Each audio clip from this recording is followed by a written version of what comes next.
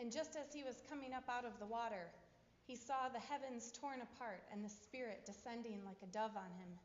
And a voice came from heaven, "You are my Son, the Beloved. With you I am well pleased." In the name of God, Creator, Redeemer, Sustainer. Amen.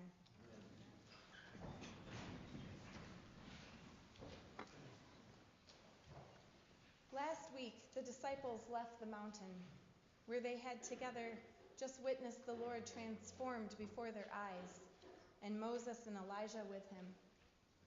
Jesus ordered them to keep quiet about what they had just seen, so they did, all the while questioning to themselves what this rising from the dead could mean.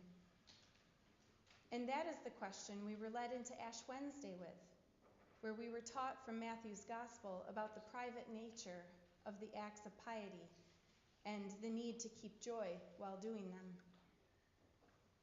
So what does rising from the dead look like for us today? We often refer to that episode in the story of Jesus as the resurrection, where life comes forth from the places we thought were done, dead, gone forever. And then it happens. A shoot of grass pops through the concrete. New trees sprout forth from the ashes of a forest fire. Vegetation grows from the death of a seed. There is a strange beauty in death when we look at it through the light of the resurrection.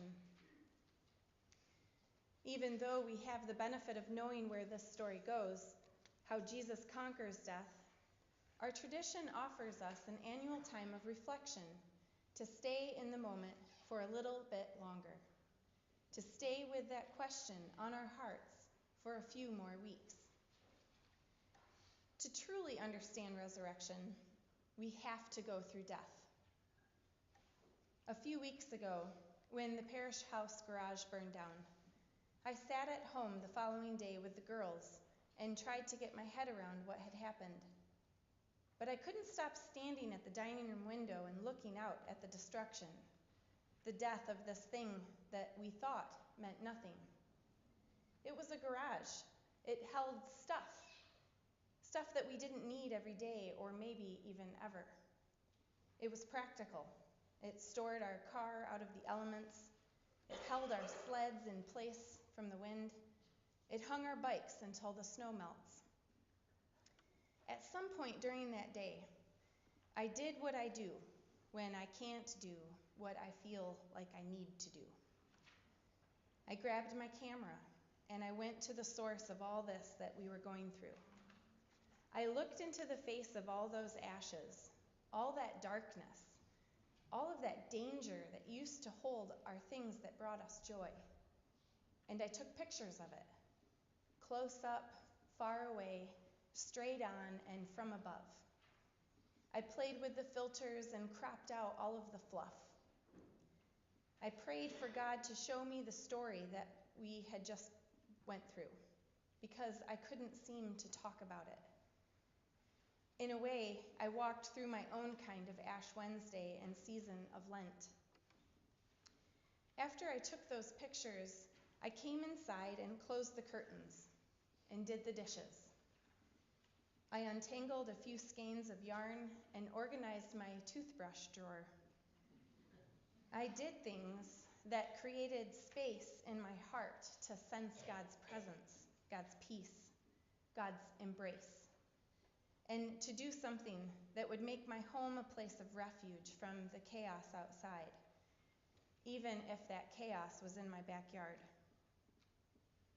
I don't often think of those daily things, those completely ordinary things that just keep the house moving, or so it feels, as spiritual practices. But a long time ago, I was invited to do just that, to look at those things that make the world a little bit better for my family as acts of prayer, as practices that cultivate peace and concord among us. You see, I think when things like this happen, big things that are way out of our control, we're faced with a multitude of choices of how to respond or react. In those moments, I think, That's when all the work of the daily habits we cultivate come to pay off and bring us peace in the midst of chaos. They give us perspective and pause for reflection on the big picture. Truth is, the fire we went through could have been a lot worse. Truth is, we have more to be grateful for than we have to be sad about. Truth is, we have perspective. And perspective seems to be something our world needs a lot of these days. Perspective is one of those things that is really difficult to maintain in the present. It's often best understood looking back. To have perspective in the present, it seems to me, requires a bit of trust on the part of the notion that there is actually a big picture to start with.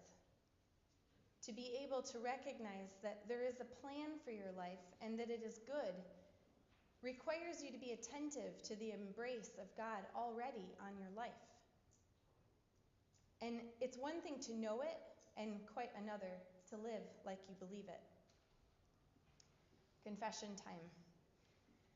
This is a secret. I keep thinking that if I just turn off the news, stop reading the headlines, that maybe, just maybe, it will all go away. Like when I closed the curtains in my dining room. But I can't. You can't. We can't. Because you see, all this violence in our world, in our cities, it's collective violence and terror. It's not just one person wreaking havoc on the world. It's many people. So I wonder, if violence and terror can be collective, why can't brother and sisterhood and peace be collective? My friends, the antidote to these headlines of extreme violence and terror isn't more violence or fear or hyperprotectiveness. Our faith teaches us that the collective violence and terror require collective discipleship, engaged Christianity, collective mindfulness to counter it. I like to think of our spiritual practices as Christians in terms of engaged Christianity, mindful living. They aren't there to provide a mechanism to escape, but rather engage. So when our faith suggests that we dare to have hope amidst the news of ISIS and domestic violence, addiction, child abuse, famine, war, and any other evil you can think of, it's inviting us to take up the practices Jesus is showing us through this 40-day season of Lent. In this morning's gospel, we see Jesus have an intense spiritual experience that no one else present got to know about. And in fact, this gospel is the only one to record. And then he went to the wilderness, a place notorious for its danger from the elements and wild creatures waiting to devour us. But the lesson we learn from Jesus' time in the wilderness is not a posture of fear or disengagement, but one of deep and profound trust in God's plan, in God's voice. By trusting God, Jesus was able to live with the wild things and not be afraid of their power to hurt or maim him. Jesus took that time to live in God's embrace. Instead, he was able to see the God in the woods and feel his care by the angels waiting on him, serving him. That was an important time for his life because he learned intensely how to trust God, what God's voice sounded like, what God's big plan was, and maybe even what the next right thing was for him to do. He was practicing things that filled him with God's presence so that he could empty that presence into the world around him. That's why he continually had to return to those quiet places, those practices of prayer and fasting, to give him God's strength to pour himself out for the good of others. So maybe this Lent, we can adopt engaged in Christianity. Take seriously what discipleship of Jesus really means, costs, and can do in the everyday messes of life. Maybe we can, this Lent, search out ways we can walk through our day with our eyes and hearts wide open, asking the Holy Spirit to reveal to us the invitation that is in this pain, this sorrow, this tragedy, this heartbreak, to experience the Holy One. That maybe our job as Christians, indeed humans, isn't to fix all these broken things that pretty much everyone from the start of time has said can't be fixed, but to learn how to be better humans through them. This community, called the body of Christ, is here to be hope in the world. We are here to show the world God's hands and feet. And when our community knows the practice of peace and brother and sisterhood, then we can become the refuge for many others who come to us and profit from these practices of peace and brotherhood and sisterhood. Lent is about turning inward for a time and listening to the stories of our faith, to hear how God has been present with pain and suffering throughout the ages. It's about gaining faith to see how God's incarnation through his Son Jesus was the perfect plan. On Wednesday, the church received her invitation once again to observe a Holy Lent. Lent is about gaining that big picture perspective. It's the time when we as Christians scale back on some things we've become a little indulgent with, lost our perspective on their place in the scheme of things, and learn how to trust God like Jesus did in the wilderness. And that thing is different for each of us. Lent is about picking up practices that fill you with God's presence and teach you how to put one foot in front of the other until pretty soon you're walking. Lent is about decluttering your mind so you can hear God's voice tell you, "You are my child, the beloved. With you I am well pleased."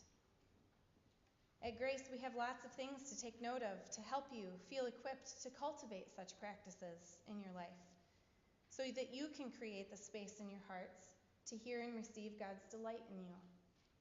We offer Eucharist 4 times throughout the week. Maybe committing to finding a Eucharist service to go to once more during the week can be your thing. If getting out one more time isn't possible for you, maybe committing to doing morning prayer every day during Lent can be your thing. If doing something every day isn't possible, maybe cutting something out like sweets, TV, or talking negative can be your thing. If cutting something out feels too heavy, maybe picking up a practice that will cultivate gratitude, like writing a thank you note every day, can be your thing. The point isn't to punish yourself. It's to free yourself so you can connect more authentically with yourself, with God, and with the other humans in your life. And you can try different things throughout the season. The point is to do these things, or this thing, so that you can engage the faith you've been entrusted with more wholeheartedly and live into what God is molding you to become. May this time not be wasted. May this time be a time to engage your world and ask God to reveal how you can be an agent of transformation or resurrection. May we spend time practicing peace and brotherhood and sisterhood. Welcome the invitation to be a place of refuge for the pain and suffering in the world. We can't fix or even stop the pain and suffering that happens, but we can point our brothers and sisters experiencing it to a God that is in it with them, holding them and us as he whispers, "You are my child, my beloved. With you I am well pleased."